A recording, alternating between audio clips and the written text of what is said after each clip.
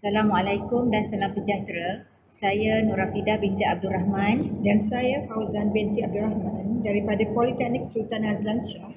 Kami akan membentangkan satu cadangan kajian yang bertajuk Pengetahuan dan Kesediaan Pensyarah terhadap Pengajaran dan Pembelajaran berdasarkan IR 4.0. Cadangan kajian di Politeknik Sultan Azlan Shah. Sebagai pendahuluan, saya mulakan dengan sejarah revolusi industri yang berlaku di dunia. Revolusi industri di dunia bermula dengan industri 1.0 yang mana menggunakan kuasa wap dan air dalam industri. Industri 2.0 penggunaan elektrik, industri 3.0 menggunakan sistem elektronik dan IT serta automasi, dan seterusnya industri 4.0 yang mana penggunaan robot dan mesin digunakan secara meluas. Apakah revolusi industri 4.0? Revolusi industri 4.0 adalah mengenai sistem dan sistem cyber fizikal yang boleh menghubungkan dunia digital dengan sistem biologi seperti manusia melalui internet. Kelebihan IR 4.0 ialah meningkatkan produktiviti, mengurangkan kos operasi, meningkatkan hasil pendapatan, meningkatkan kapasiti inovasi dan keupayaan serta menambahkan bilangan pekerja yang lebih berkemahiran. Antara cabaran IR 4.0 ialah ia memerlukan perubahan seiring transformasi digital, meningkatkan daya saing untuk menghadapi kemajuan teknologi automasi serta memberi kesan langsung kepada masa depan dunia pekerjaan dan seterusnya dalam bidang pendidikan. Bagi menyahut cabaran revolusi industri 4.0, Kementerian Pengajian Tinggi Malaysia KPTM telah merangka satu pelan pembangunan pendidikan Malaysia Pendidikan Tinggi PPMPT 2015 hingga 2025 yang telah menggariskan 10 lonjakan yang perlu dicapai.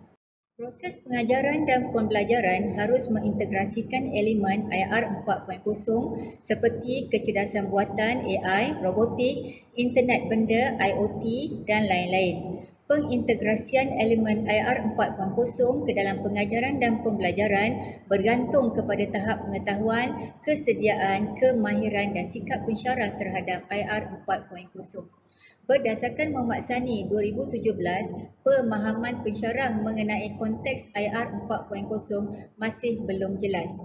Pensyarah juga kurang yakin untuk menerapkan konsep IR 4.0 dalam proses pengajaran dan pembelajaran mereka dan menghadapi kesukaran untuk menyesuaikan diri dengan pembaharuan pendidikan baru. Objektif kajian ini adalah untuk mengenal pasti tahap pengetahuan pensyarah PISAS terhadap revolusi industri 4.0. Dan objektif yang kedua adalah untuk mengenal pasti tahap kesediaan pensyarah PISAS untuk menghadapi cabaran revolusi industri 4.0. Persoalan kajian bagi objektif yang pertama adalah apakah tahap pengetahuan terhadap revolusi industri 4.0 di kalangan pensyarah PISAS, dan persoalan kajian yang kedua adalah apakah tahap kesediaan untuk menghadapi cabaran revolusi industri 4.0 di kalangan pensyarah PISAS. Untuk sorotan kajian, saya akan menggariskan 3 perkara berkaitan revolusi industri 4.0, pendidikan 4.0, pengetahuan dan kesediaan pensyarah. Saya mulakan dengan revolusi industri 4.0 IR 4.0. Di era revolusi industri 4.0 telah berlaku kepesatan penggunaan robot dan mesin dalam perindustrian. Ini telah mengubah corak perindustrian secara klasik ke arah corak perindustrian yang lebih berteknologi dan berautomasi. Pendidikan 4.0.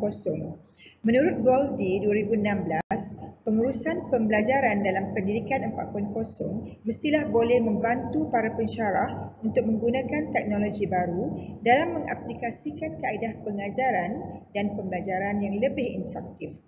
Ia berdasarkan kepada perubahan tingkah laku dengan ciri khas paralelisme, konektivisme dan visualisasi.